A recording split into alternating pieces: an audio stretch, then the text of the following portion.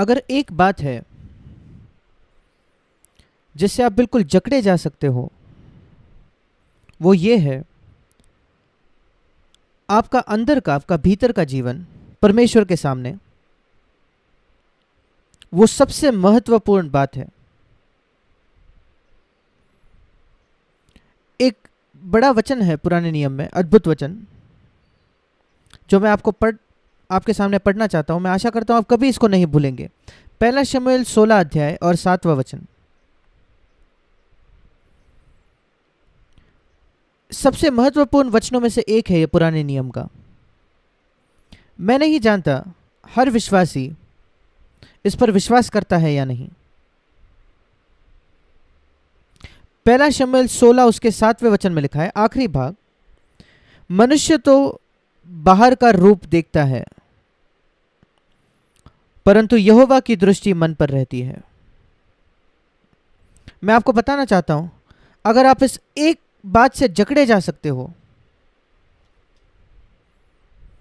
लोग आपको बाहर से देखते हैं, परमेश्वर आपको अंदर से, भीतर से देखता है। आप बाहर पे जो दिखते हो वो परमेश्वर के सामने कोई मायने नहीं रखता, क्योंकि वो हमेशा अंदर देखता है। बहुत दुख की बात पुराने नियम में ये थी कि वो उनके अंदर के जीवन के बारे में कुछ नहीं कर पाते थे। उनके सारे नियम जो थे वो बाहर थे। व्यभिचार न करना, खून न करना, दूसरों को चोट न पहुंचाना, और सारी बातें, पूरे नियम बाहर थे। और सारी आशीषें भी बाहर की थी, जायदाद, जमीन।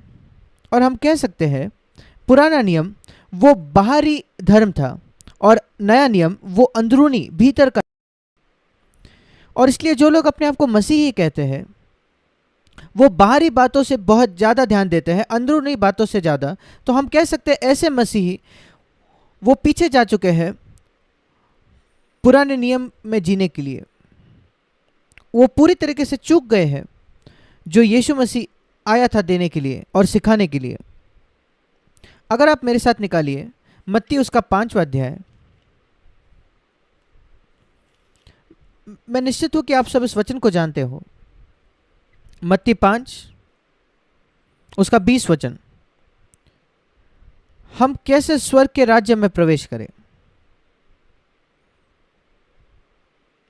यही तो हमें प्रचार करना है। सुसमाचार है परमेश्वर के राज्य में प्रवेश करना। यीशु मसीह के शब्दों को सुनिए, मैं तुमसे कहता हूं कि यदि तुम्हारी धार्मिकता शास्त्रियों और फरीसियों की धार्मिकता से बढ़कर ना हो, इसका मतलब जो शास्त्री और फरीसियों की धार्मिकता थी उससे अधिक होनी चाहिए, तो तुम स्वर्ग के राज्य में कभी प्रवेश ना कर पाओगे। फरीसी जब वो प्रार्थना करता था मंदिर में, वो अपनी धार्मिकता के विषय में कहता है, मैं 3 बार प्रार्थना करता हूं, मैं हफ्ते में 2 बार उपवास करता हूं, मैं अपना दशमांश देता हूं। सारी बाहर की बातें थी, मैं ये करता हूं, मैं वो करता हूं, मैं वो करता हूं। यीशु ने कहा वो पर्याप्त नहीं है, आपकी धार्मिकता फरीसियों के धार्मिकता से बढ़कर अधिक होनी चाहिए। और जब कभी हम जो मनुष्य है, जब हम बढ़कर ये शब्द सुनते हैं, हम हमेशा संख्या के विषय में सोचते हैं। उन्होंने 3 बार उपवास किया, उन्होंने 2 हफ्ते में 2 बार उपवास किया, हमें 3 बार करना चाहिए। उन्होंने 3 दिन में 3 बार प्रार्थना की, हमें 5 बार करनी चाहिए। नहीं, ये गुणवत्ता के विषय में है। फरीसियों की धार्मिकता वो संख्या की धार्मिकता थी, आपकी धार्मिकता उससे बढ़कर होनी चाहिए गुणवत्ता में। वो उसका मतलब है। फरीसियों की धार्मिकता वो बाहर का था, आपकी धार्मिकता अंदर की होनी चाहिए, अंदरूनी। नहीं तो आप परमेश्वर स्वर्ग के राज्य में प्रवेश ना करोगे। मैं आप सबको कहना चाहता हूं, यहां जो 1800 लोग मौजूद है, मैं आपको यीशु के नाम से बताना चाहता हूं, मैं सिर्फ यीशु के शब्द पढ़ रहा हूं। अगर आपकी धार्मिकता, जो कुछ आप समझते हो आपकी धार्मिकता है, अगर वो फरीसियों के धार्मिकता के जैसे ही रहती है जो सिर्फ बाहर दिखती है, आप बाइबल पढ़ते हो, आप कलीसिया में जाते हो, आप थोड़ा पैसा देते हो, आप गीत गाते हो, आप कहते हो कि आपने मसीह को स्वीकार किया, ये सब बाहर है और अंदर वो मैला है, गंदा है। आप स्वर्ग के राज्य में प्रवेश नहीं करोगे। स्वर्ग और पृथ्वी टल जाएगी पर ये वचन नहीं टलेंगे। और मैं आपको कहना चाहता हूं यीशु मसीह के नाम से, अंदर पर ज़्यादा ध्यान दीजिए, बाहर के विषय में ध्यान देने की आवश्यकता नहीं। और जब यीशु ने ये शब्द कहे कि तुम्हारी धार्मिकता फरीसियों की धार्मिकता से बढ़कर होनी चाहिए, उसने कहा ठीक है, अब मैं इसको समझा कर बताता हूं, आपको स्पष्टीकरण देता हूं। वही उसने अगले वचन में कहा। फरीसियों ने कहा कि खून न करना, मैं तुमको कहता हूं गुस्सा मत करना। खून ये बाहर है, गुस्सा अंदर होता है। क्या आप देख रहे हो वो क्या कहता है? फरीसियों की धार्मिकता ये थी कि आप हत्या नहीं करना, आपकी धार्मिकता उससे बढ़कर होनी चाहिए कि आप क्रोध भी नहीं करते, गुस्सा भी नहीं होते। और इसलिए अगर आप सिर्फ खून करने से दूर रहते हो, बच जाते हो, और आप गुस्सा करते रहते हो, मैं आपको सत्य बताना चाहता हूं, आप स्वर्ग के राज्य में प्रवेश नहीं करोगे। क्योंकि हम ऐसी बातें सिखाते हैं, लोग हमें गलत शिक्षा देने वाले बताते हैं, झूठे शिक्षक कहते हैं, वो जो चाहे हमें कह सकते हैं। पर मैं कहता हूं स्वर्ग और पृथ्वी टल जाएगी पर यीशु मसीह के ये शब्द नहीं टलेंगे, जिसने मत्ती 5:22 में कहा, जो कोई अपने भाई पर क्रोध करेगा वो कचहरी में दंड के योग्य होगा, और जो कोई अपने भाई को निकम्मा या गुस्से से कुछ कहता है तो वो महासभा के दंड के योग्य होगा, और अगर उससे आगे जाकर कुछ कहता है, उससे भी बुरा कहता है, तो वो नरक की आग के दंड के योग्य होगा, नरक में जाने के योग्य होगा। क्या आप जानते हो गुस्सा कैसे बढ़ते जाता है? गुस्से की शुरुआत होती है हृदय में। सबोपदेशक 7 उसका 9वें वचन में लिखा है कि एक मूर्ख के हृदय में गुस्सा होता है। आप में से कोई भी अगर आपके हृदय में गुस्सा है तो बाइबल के अनुसार आप मूर्ख हो, जिसके हृदय में गुस्सा है। एक बुद्धिमान व्यक्ति उससे निकाल देता है तुरंत, पर एक मूर्ख उसको रखता है हृदय में। आप में से कोई भी अगर आपके हृदय में गुस्सा है तो आप मूर्ख हो। अब मुझसे मत क्रोधित होना, यह पवित्र आत्मा कह रहा है। पर जब वो गुस्सा बाहर आता है आपके मुंह के द्वारा, शब्दों में, आपके पत्नी के सामने, आपके पति के सामने, पड़ोसी, भाई, कोई व्यक्ति, शायद एक रिक्शा चलाने वाला, आप किसी से भी गुस्सा हो सकते हो, आपके मुंह से वो बाहर आता है और फिर और शब्द बाहर आते हैं। आप नरक की आग के दंड के योग्य हो। क्या आपने कोई कलीसिया में प्रचार सुना है इसके ऊपर? मैं जानता हूं ऐसे भाई जो हमारे कलीसिया में आए हैं, जिन्होंने मुझे कहा है, भाई जैक, मैं जानता भी नहीं था कि गुस्सा एक पाप था जब तक मैं आपके कलीसिया में नहीं आया। मैं कहता हूं आपके पास तो बाइबल था, और आपको ज़्यादा लंबा पढ़ने की जरूरत नहीं है पाने के लिए। आपको सिर्फ मत्ती 5 तक जाना है और आप ये पाओगे।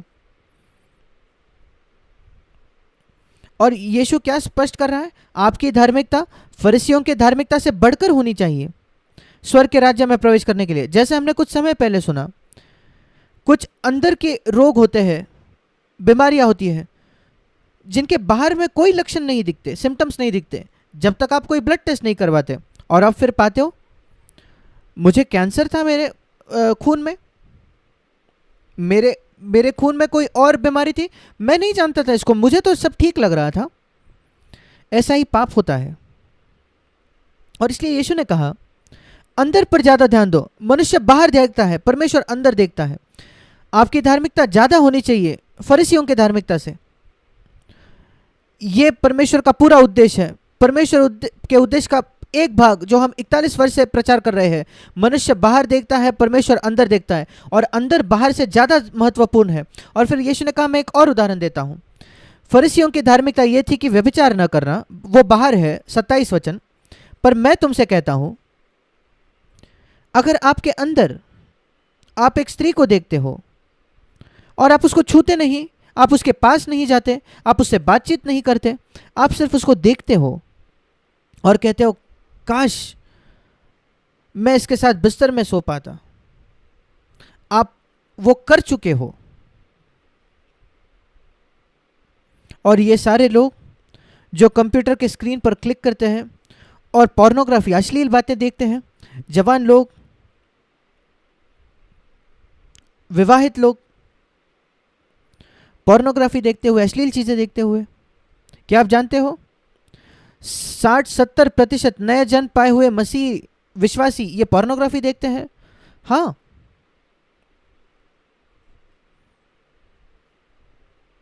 ऐसे सर्वेस है जो लोगों ने किए हैं।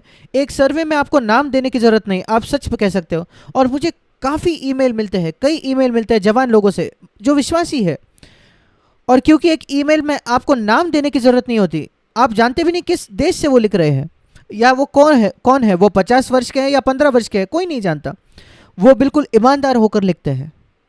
क्या आप जानते हो कितने ईमेल मुझे मिलते हैं, भाई जैक मैंने मसीह को स्वीकार किया है पर मैं अश्लील बातें देखने का गुलाम हूं। वो उसे कोई शारीरिक संतुष्टि नहीं प्राप्त कर रही है। ऐसा नहीं है कि जाकर खुद व्यभिचार करना, जहां आपको कोई यौन सुख मिलता है, यहाँ उनको कोई सुख नहीं मिल रहा। आप सिर्फ कुछ देख रहे हो, आपके मन में जा रहा है, आप उससे उत्तेजित होते हो। आप शैतान ने क्या मूर्ख बनाया लोगों को, आपको उससे कोई सुख भी नहीं मिल रहा और वो उसको देखते हैं देखते हैं देखते हैं।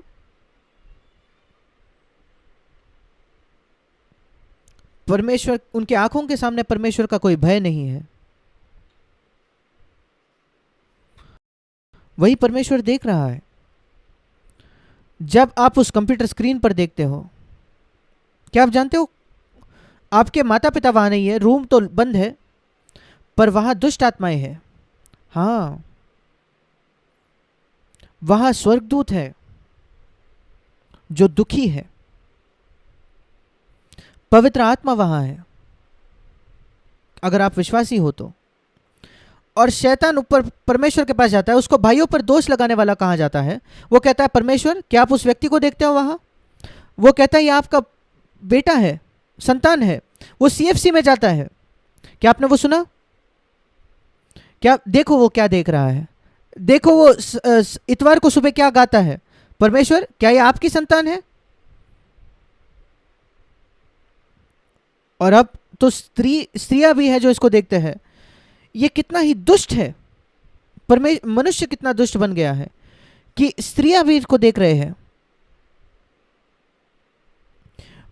पुरुषों को एक स्वाभाविक एक यौन का इच्छा होती है, पर जब एक स्त्री के पास ये होता है तो वो एक वैश्या के पास पहुंच चुकी है। कुछ गंभीरता से गलत है। और क्योंकि इस संस्कृति में हम जी रहे हैं, ये हमारे मनों में आ रहा है और उसको हमें भ्रष्ट कर रहा है। भाई और बहनों, उससे लड़ो। परमेश्वर ने सीएफसी को खड़ा किया है ताकि लोगों को उत्साहित किया जाए कि वो लड़े। हम लोगों को बदल नहीं सकते पर हम उनको सावधान कर सकते हैं। लोग कहते हैं हमें डराओ मत भाई जैक। क्या आपको लगता है यीशु मसीह आपको डरा रहा था जब वो कह रहा था अगर आप गुस्सा होगे तो आप नर्क में जाओगे, अगर आप एक स्त्री पर लालसा से देखोगे, अगर आप अपनी आंख नहीं निकालते तो आप नर्क में जाओगे? यीशु ने कहा अपनी आंख निकालना बेहतर है नर्क में जाने से, और यौन पाप आपके हाथों से। उसने कहा आंखों से यौन पाप और अपने दाहिने हाथ से यौन पाप। यीशु मसीह उस शब्द का इस्तेमाल नहीं करता, पर आप जानते हो उसका मतलब क्या है। आप नर्क जा सकते हो। क्या आप उस पर विश्वास करते हो? वही यीशु ने कहा। क्यों उसने दाहिने हाथ के विषय में कहा यौन पाप के संबंध में 30 वचन में? आप नर्क में जा सकते हो, उसको काट देना बेहतर है नर्क में जाने से।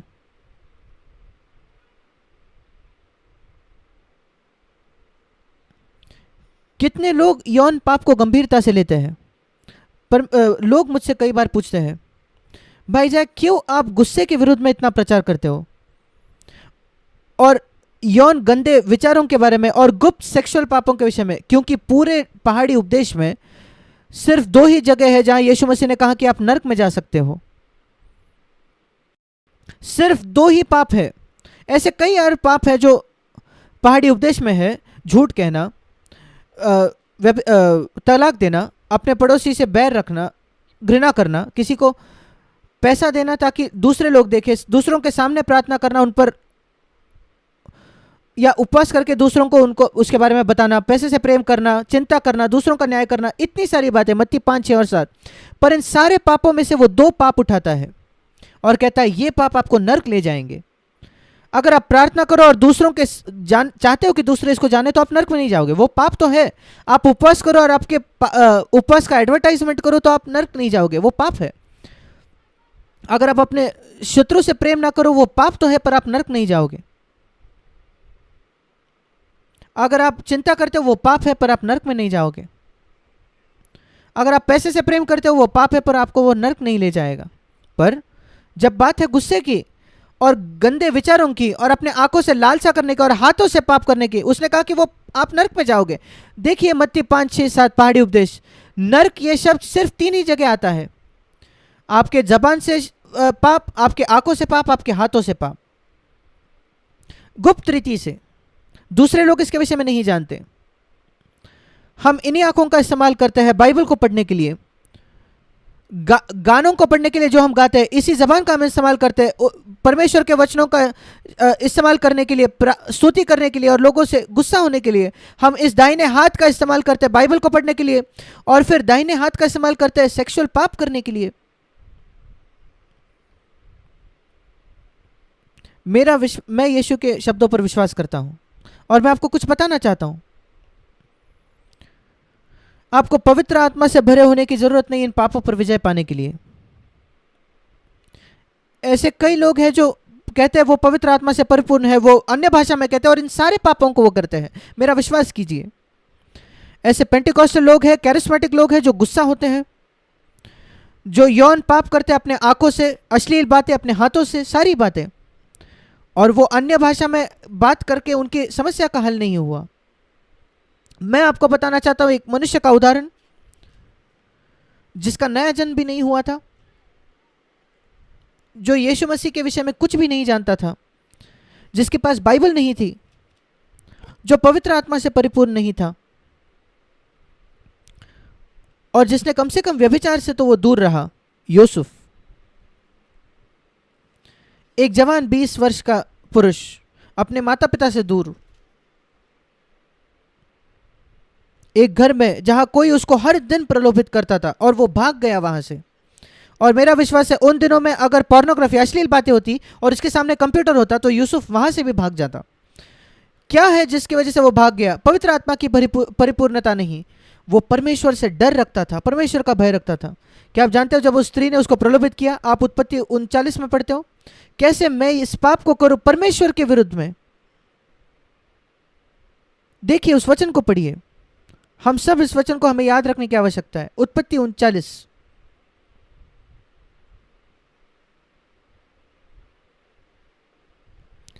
जब उस स्त्री यूसुफ के पास हुई बड़ी लालसा के साथ, 7वां वचन, और उसके पास लालसा से देखने लगी, उत्पत्ति 39:7, और वो कहने लगी मेरे साथ सो। एक स्त्री एक जवान तंदुरुस्त पुरुष के पास आती है, आप में से कुछ 20 वर्ष के हो, आपके माता पिता से आप दूर हो, जैसे यूसुफ था, आप क्या करते? अगर आप अकेले होते किसी घर में और एक बहुत अच्छी दिखने वाली स्त्री आती और कहती आ जाओ आ जाओ, यहां कोई नहीं है, और आपको तो सीएफसी के मसीह आप हो, आप क्या करोगे? यहां लिखा है उसने मना कर दिया। 8वां वचन, वो 9वें वचन में कहता है, आखिरी भाग 9वां वचन, मैं ऐसी बड़ी दुष्टता करके परमेश्वर का अपराधी क्यों बनूं? परमेश्वर यहाँ है, तुम कैसे कहते हो यहाँ कोई नहीं है? वो पतिफर की पत्नी को कहता है परमेश्वर यहाँ है, आपका पति यहाँ नहीं है, मेरे माता पिता यहाँ नहीं है, पर परमेश्वर यहाँ है।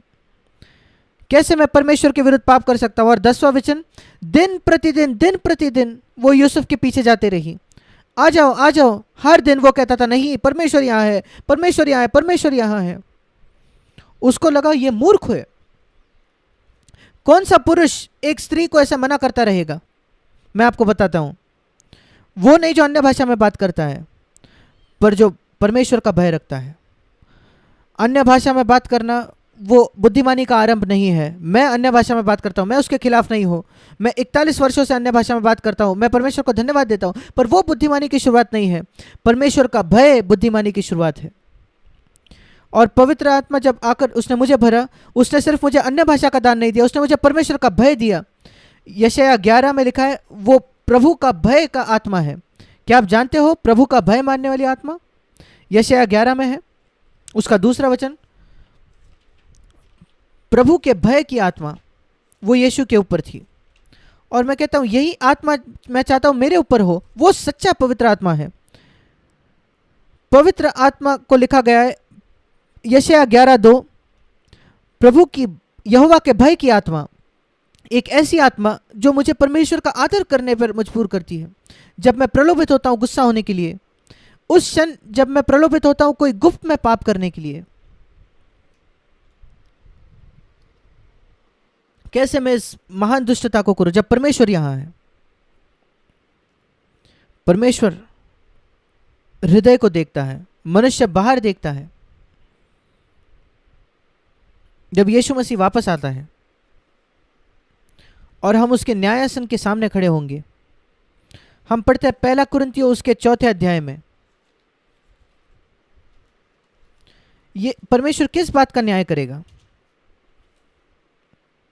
वो नहीं जो आपने सबके सामने किया सार्वजनिक रूप से, पर जो आपने गुप्त रूप से किया। 1 कुरिन्थियों 4 अध्याय उसका 5वां वचन, इसलिए जब तक प्रभु ना आए समय से पहले किसी बात का न्याय मत करो। जब प्रभु आएगा वो अंधकार की छिपी बातें ज्योति में दिखाएगा और मनों के अभिप्रायों को प्रकट करेगा। जब प्रभु आएगा न्यायासन के सामने, वो सारी वो बातें प्रकट करेगा जो मैंने अंधकार में की थी और सारी बातें जो मेरे हृदय में थी। और हम कहते हैं प्रभु बाहरी बातों का क्या, उसकी कोई जरूरत नहीं, कोई जरूरत नहीं। मैं सिर्फ उसी का न्याय करूंगा जो इस व्यक्ति ने किया जब कोई उसे नहीं देख रहा था। मैं सिर्फ उसका न्याय उसी के लिए करूंगा, उसने अपने पत्नी से कब कैसे बात की जब दूसरा कोई घर में नहीं था, या कैसे इसने अपने पति से बात की जब दूसरा कोई नहीं था घर में। मैं उसका न्याय करूंगा जो उसने मन में विचार किया जब वो अकेले बिस्तर पर पड़ा हुआ था और कोई नहीं जानता था क्या चल रहा है, जब वो अकेले अपने घर में बैठा था। मैं बस उसी का न्याय करने वाला हूं, क्योंकि मैंने अपने वचन में लिखा है मनुष्य बाहर देखता है पर परमेश्वर हृदय को देखता है। वो पर्याप्त है। आप कहते हो प्रभु बाहर के विषय में क्या? देखिए यीशु ने क्या कहा फरीसियों को मत्ती 23 में, मत्ती 23,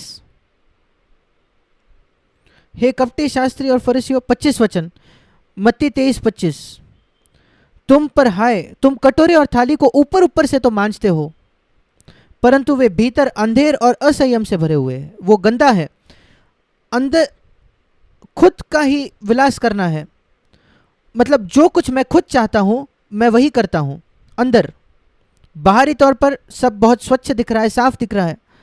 आप अंधे फरीसियों, पहले कटोरे और थाली को भीतर से मांज लो, उसके बाद बाहर को स्वच्छ करो। नहीं, कोई जरूरत नहीं बाहर मांजने की, सिर्फ अंदर से साफ करो। क्या आपने उसको देखा? हम सोचेंगे यीशु कहेगा पहले अंदर साफ करो और फिर बाहर से साफ करो। नहीं, वो कहता है अंदर से साफ करो, बस उतना ही। बाहर से भी वे स्वच्छ हो जाएंगे अपने आप।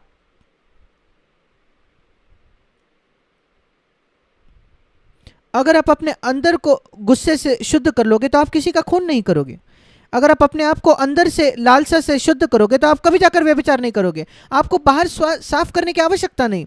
इसलिए अंतिम दिन पे वो बाहर का न्याय नहीं करेगा, वो सिर्फ अंदर की बातों का न्याय करेगा। वही लिखा है, प्रभु उन बातों को ज्योति में लाएगा जो अंधकार में छिपी थी, और मनों के मकसदों को वो बाहर लाएगा। ये परमेश्वर का उद्देश्य है जिसका हम प्रचार करते हैं, जिसकी हम घोषणा करते हैं। ये उस सर्कल का भाग है जिसके बारे में, जिसको बाहर लोग कलर नहीं कर रहे, हम उसको रंग देते हैं। ये उस इंद्रधनुष के वो रंग है जिसका प्रचार नहीं किया गया, इसलिए हमें शुद्ध सफ़ेद रंग नहीं मिलता। हमें ऑरेंज रंग मिलता है, हरा रंग मिलता है, वो सफ़ेद रंग नहीं है। आपके पास कुछ रंग है सफ़ेद के, पर सारे रंग नहीं है। हम पूरा शुद्ध सफ़ेद चाहते हैं, और उस इंद्रधनुष के बाकी रंग हम भरना चाहते हैं जो नहीं है, लापता है। यही हम घोषणा करते हैं। हम ये गारंटी नहीं लेते कि हमारे कलीसिया में, हमारे सारे CFC कलीसियों में ऐसे जी रहे हैं। पर मैं आपको एक बात बताना चाहता हूं, मैंने कई लोगों को यह कहा है बीते वर्षों में, अगर आप वो सुनो जो हम यहां प्रचार कर रहे हैं और आप उसको गंभीरता से लो, मैं आपको गारंटी देता हूं आपको 100% मिलेंगे न्याय के दिन पर। कई बार मैं अपनी आंखें बंद करता हूं और अपने कल्पना का मैं इस्तेमाल करता हूं। हमने सब अपने कल्पना शक्ति का इस्तेमाल किया है कई गंदी बातों के लिए जब हमारा नया जन्म नहीं हुआ था। क्यों ना हम उसका इस्तेमाल करें कुछ अच्छी बातों के लिए अब जब हमारा नया जन्म हुआ है। मैं अपनी आंखें बंद करता हूं और मैं कल्पना करता हूं कि मसीह आ गया है और उसने अपना न्यायासन वहां रखा है और एक एक करके अलग अलग नाम आ रहे हैं, नाम पुकारे जा रहे हैं कि उसके सामने जाकर खड़े हो। और परमेश्वर उस वीडियो रिकॉर्ड को देखता है, उस व्यक्ति के जीवन का, उसके अंदरूनी जीवन का एक वीडियो, उसके विचारों का जो उसने गुप्त में किया, बाहर का कोई वीडियो नहीं, यही पर्याप्त है। और जो चल रहा है और उसका न्याय हो रहा है। और फिर मैं सोचता हूं मेरा नाम पुकारा जाता है और मैं उसके सामने खड़ा रहता हूं और मैं जानता हूं वो मेरे शुरुआती जो वर्ष थे, जब मेरे नए जन्म के शुरुआती साल, वो सचमुच बुरे थे, पर परमेश्वर ने उसको साफ किया अपने लहू से। सिर्फ उसको साफ ही नहीं किया, वो कहता है मैं उसको कभी याद नहीं करूंगा। पर फिर प्रभु मेरे बचे हुए जीवन को देखता है और वो देखता है कैसे मैंने लड़ाई की। ये नहीं कि मैं लोगों के सामने गवाही प्राप्त करूं, कैसे मैंने लड़ाई की और युद्ध किया, लड़ाई की, युद्ध किया मेरे विचारों में, मेरे जबान पर काबू करने के लिए, मेरे रवैयों पर काबू करने के लिए, मेरे उद्देश्यों पर काबू रखने के लिए, ये देखने के लिए कि मनुष्य का आदर नहीं खोजता, किसी का पैसा की इच्छा नहीं रखता। ये अंदरूनी मेरे मकसद और मेरे मन में मैं चित्रण करता हूं प्रभु मुझे कहते हुए तुम शुद्ध हो, तुम्हारे खिलाफ मेरे पास कुछ नहीं, तुम्हारा न्याय नहीं होगा, तुम जा सकते हो। और मैं कहता हूं प्रभु वही मैं चाहता हूं। मुझे कोई फर्क नहीं पड़ता अगर इस पृथ्वी का हर व्यक्ति मुझे झूठा शिक्षक कहे, मुझे शैतान कहे, अगर वो चाहे तो। एक ही चीज मायने रखती है कि आप मुझे क्या कहोगे जब मैं आपके न्यायासन के सामने खड़ा रहूंगा। और मैं कभी नहीं जीऊंगा मनुष्य के आदर प्राप्त करने के लिए। मैं कभी प्रचार नहीं करूंगा कोई संदेश का किसी पर अच्छी छवि बनाने के लिए या किसी को प्रसन्न करने के लिए। मैं ऐसे ही लोगों को इकट्ठा करना चाहता हूं और मसीह की देह का निर्माण करना चाहता हूं। मेरे प्रिय भाई और बहनों, मैं आशा करता हूं कि आपकी भी यही इच्छा है। परमेश्वर के साथ कोई पक्षपात नहीं है। एक ही बात है जो निर्माण करने लायक है इस पृथ्वी पर, उस कलीसिया, ऐसे लोगों का जिसमें ऐसे लोग हो। हम पूरे उद्देश्य का, परमेश्वर के पूरे उद्देश्य की घोषणा करते हैं और इस वजह से मैं आप सारे मनुष्यों के लहू का मैं निर्दोष हूं। मैं पौलुस के जैसे कह सकता हूं। हम प्रार्थना करेंगे।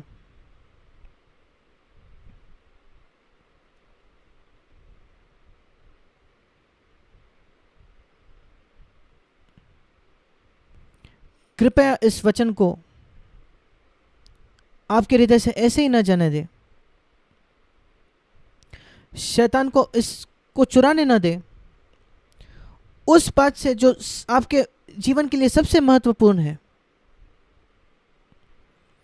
सिर्फ इसको ऐसे ना सुने कि यह दूसरा कोई संदेश है। सोच कर देखिए, परमेश्वर ने आपको यहां लाया सिर्फ इस संदेश को सुनने के लिए शायद। और कहिए प्रभु मुझ पर दया कर, मेरे भूतकाल को तू क्षमा कर, मेरे अतीत को क्षमा कर, मेरी सहायता कर कि मैं गंभीरता से इसे लूं। धन्यवाद प्रभु। Heavenly Father, स्वर्गीय पिता,